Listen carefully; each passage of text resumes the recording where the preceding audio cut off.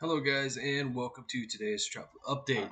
And as you guys know, we are in April, and to be exact, it is April 8th, 2023. You're probably wondering, why do we have three different models up on the tabs there, right? The answer to that question is we do have potential subtropical development that could go on in the Gulf of Mexico in the next 4 or 5 days.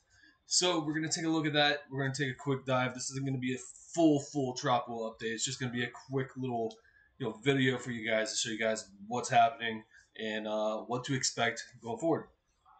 So this is the GFS model. This was initialized at 12Z.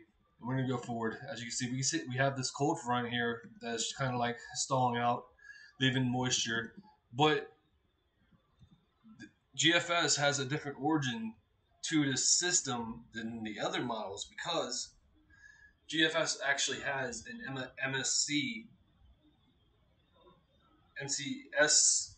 I've already forgotten the three letter term because I'm always learning different three-letter terms in the weather world, but it is a kind of like a convective block that comes off the coast here and tries to consolidate into something. And it's this little feature right in here, right here. I don't think we can take a sounding. Might be too no.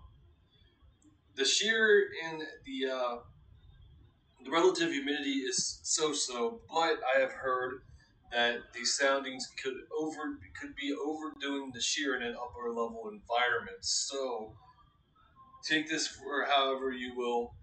We're just gonna have to see how it pans out going forward. And as you see here, it kind of just meanders and does its own thing until it goes inland and just rains itself out pretty much. And speaking of rainfall, let's see the precipitation here for the next 5 days.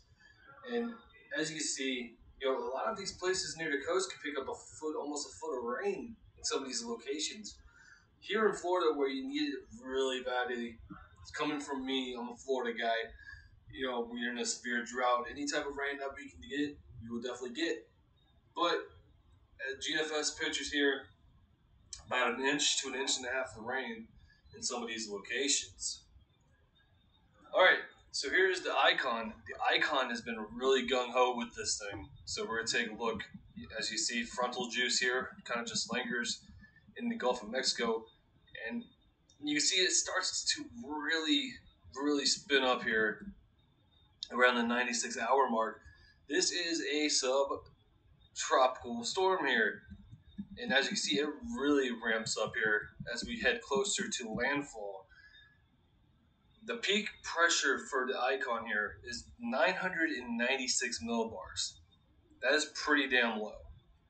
So we're just going to have to see how that all pans out. See 998 there making landfall at the 126-hour mark.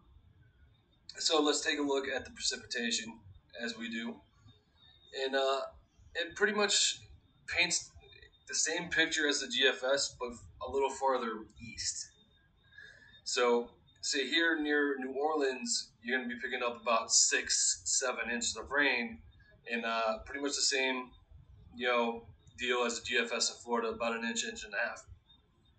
So, that being said, let's take a look at the European here, initialized at that is not, yeah, that's 12Z. So here we are. We're looking towards the future here. And as you can see here, at 20 hours, it really starts to get together here. This might be a borderline case for a subtropical depression or storm as we head out towards the 5-day time frame. Whether this comes to fruition or not, it's up in the air. It's 50-50. Models have been digging it, and then models not digging it. Most models have this origins differently than the GFS because most other models have this coming off of a tail end of a front. So I'm kind of leaning towards those, you know, those models that have it coming from a tail end of a front because GFS has its origins on a random complex of thunderstorms that comes off the Texas Gulf Coast. So, with that being said, let's take a look at the SSTs here, and we're about 24 to 26 degrees Celsius, maybe 23 at most, here at the Texas Gulf Coast. You know, coming down here, bound to 27 north line. You know, between that 27 and 30 line, that's where you got your 23s to 25 degrees Celsius, which that is definitely enough for subtropical development. Uh, Fully tropical, you need about 26 degrees Celsius, and we're not quite there where the system might try to develop. Now, if it comes off a little bit farther south, say a little bit below the 27 north line, that might help it just a little bit.